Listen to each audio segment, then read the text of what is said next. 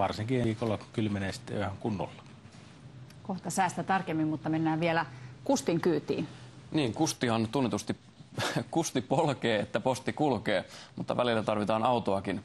Posti aikookin ottaa käyttöön ensi vuoden loppuun mennessä 70 sähköautoa. Ongelmana on kuitenkin se, että sähköautot ovat varsin hiljaisia. No niinpä Itella on järjestänyt kilpailun, jolla haetaan sopivaa merkkiääntä ihmisten huomion herättämiseen. Kun Postin sähköauto saapuu tulevaisuudessa kortteliisi, haluaisitko kuulla esimerkiksi tällaisen melodian? Vai olisiko tämä tyylikkäämpi? Entäs hieman erikoisempi ratkaisu?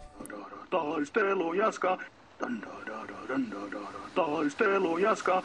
Vai haluaisitko kenties kuulla naapurin pitkätukan demonauhoitusta?